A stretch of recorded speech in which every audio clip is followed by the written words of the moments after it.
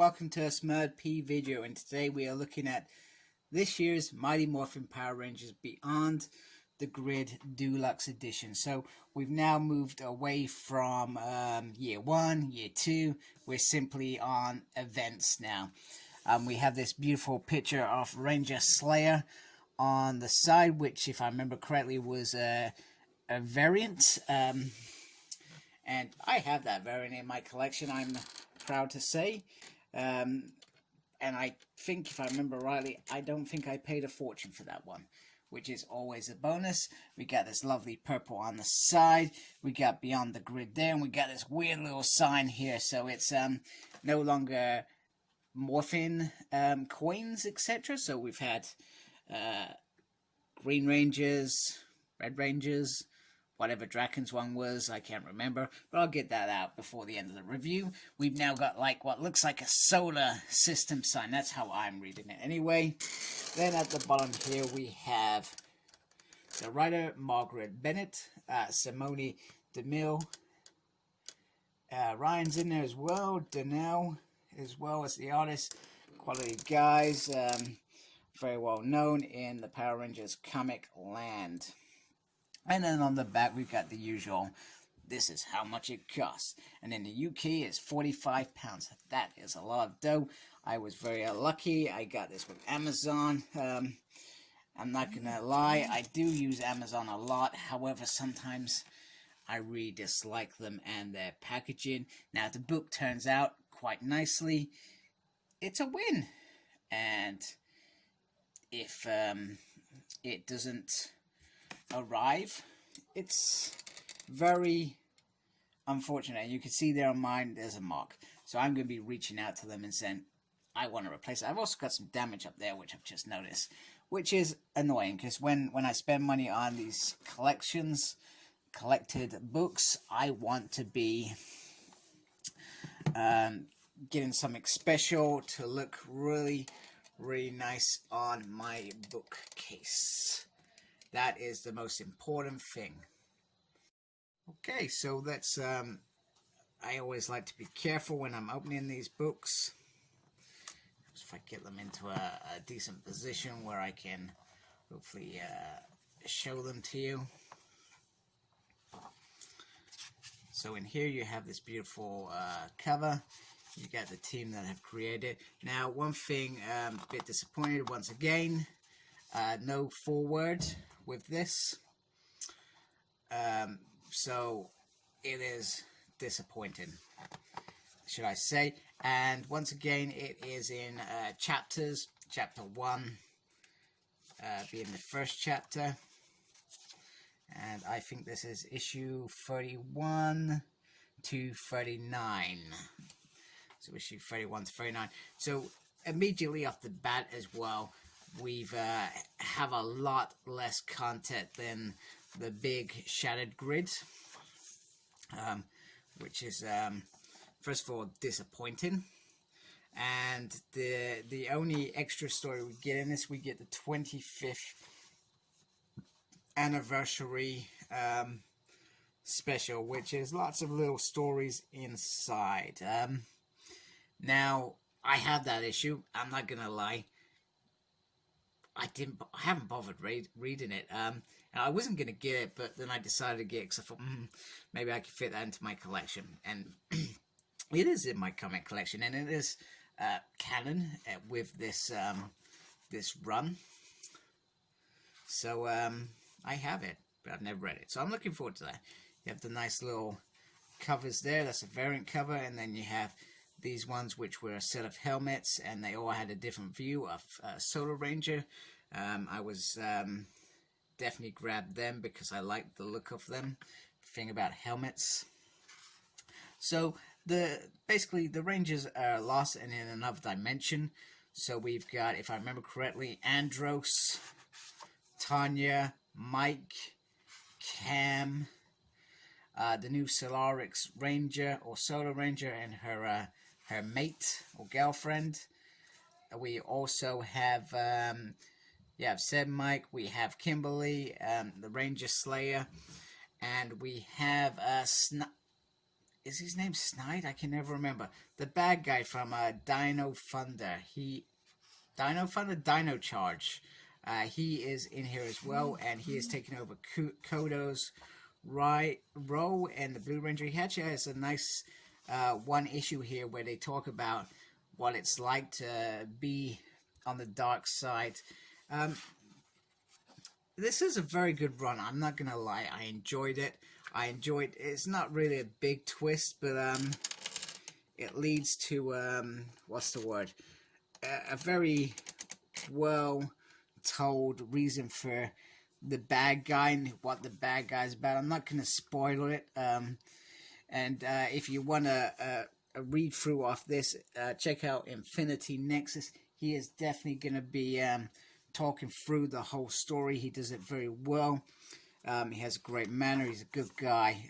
Very good at what he does. I'm good at what I do too. We also have, we've got a Grace here, and we got Terra Venture, known as Prometheus, in this run.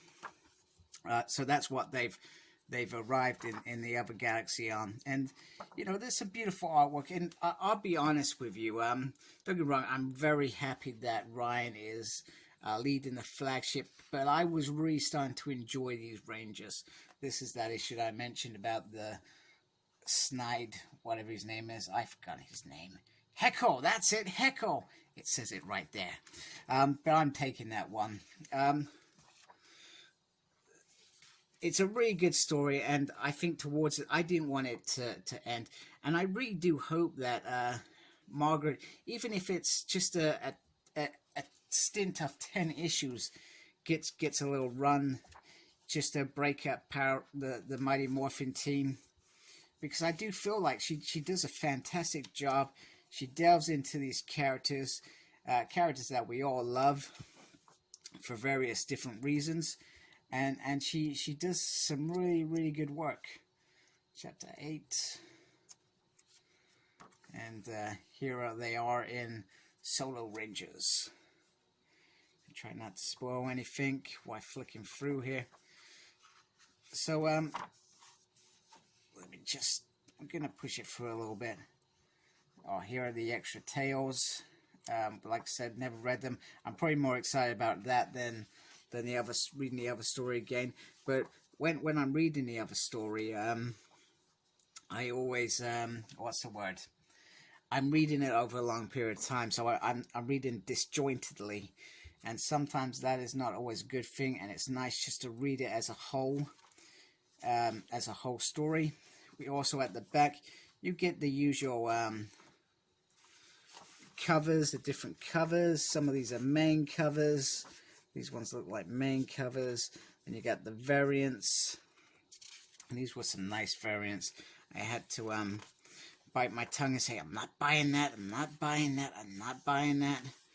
These are the ones that I brought. I brought these ones. These were the ones that I said, you know what, I want those ones.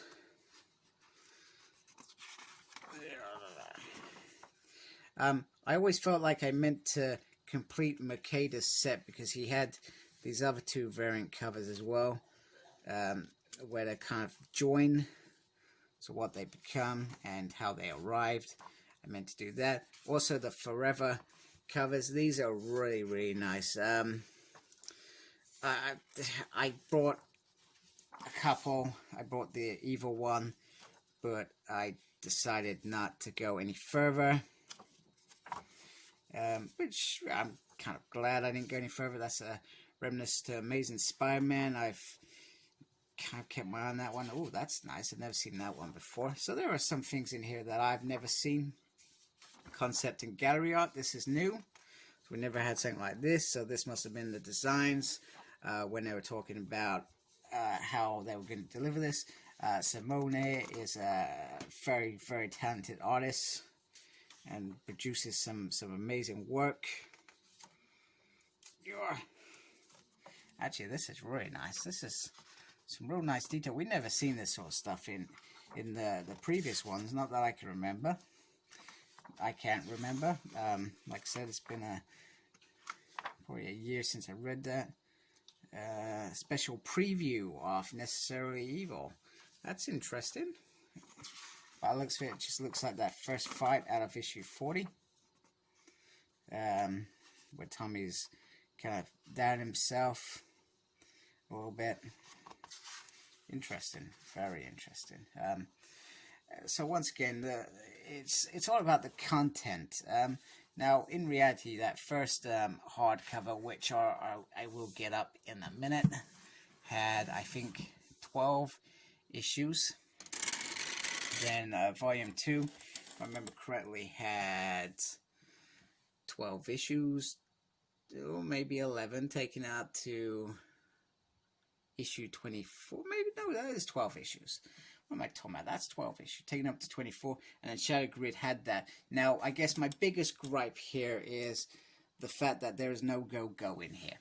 Now, you could have easily taken those in-between issues out of Go-Go, between that and Necessarily Evil, and put them in here. Now, if they're put in here, then it's easy to say that when you do that event, which is going to hopefully come out next year, which was a big event. I mean, it was over 10 issues, and then you have a further 5 issues before the end of Mighty Morphin Power Rangers. Now, who's to say they're not going to do that, take it all the way up to there, just to wrap it up in the 5 books. But Go-Go has a really big part to play in Necessarily Evil, in terms of certain things that go on in there relate to that.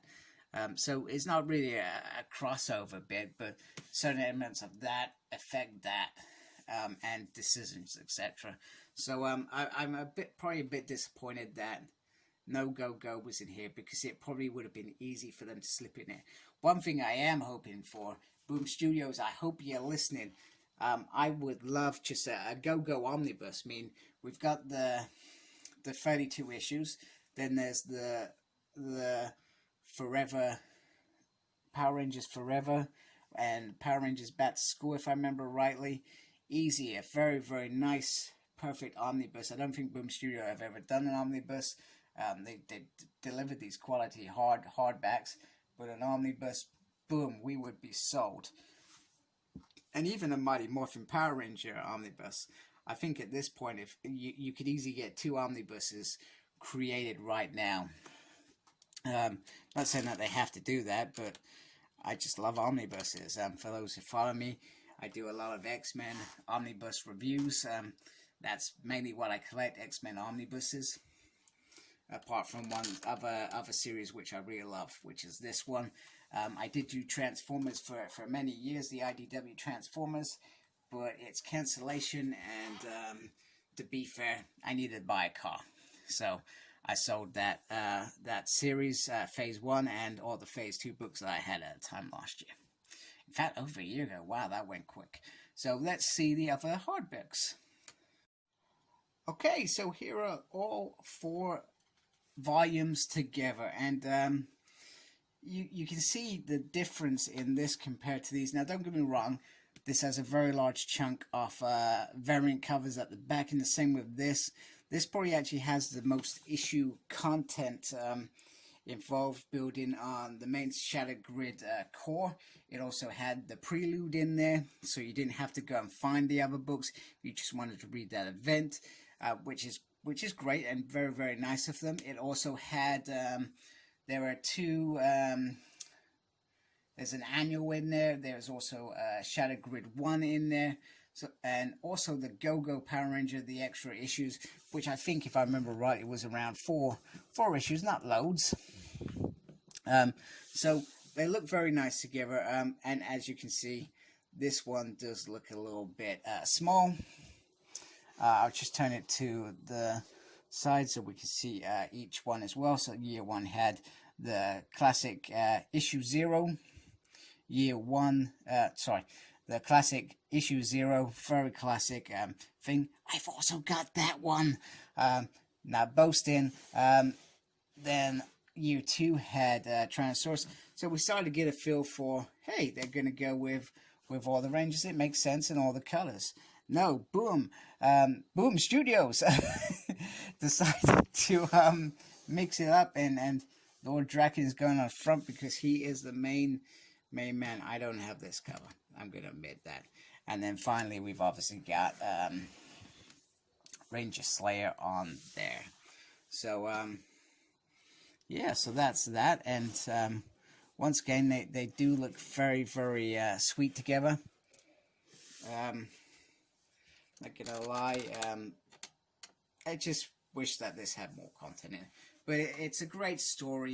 You know, if you haven't read the story, you're gonna love the story. Margaret delivers a really very driven thing. She knows what she wants to achieve. There are probably a couple of issues in there where I thought, yeah, what the hell's going on? But other than that, good job. I didn't want her to leave, but obviously Ryan Go-Go was finishing, and they wanted him to be the main man on Mighty Morphin Power Rangers, which I'm not going to disagree. Makes sense. He is, as far as I'm concerned, core Power Rangers anyway. So pretty much now, so we've had Carl Higgins' run, we've had Margaret's run, and next we're going to get Ryan's run. So thank you for watching. Like, comment, and subscribe to my channel. Follow me on Facebook. My page is SmurredP. Follow me on Twitter at SmurredP. And I'm also on Instagram, Cyclops Smurred. Thank you for watching. Read your stuff and embrace the geekiness. Take care. Goodbye.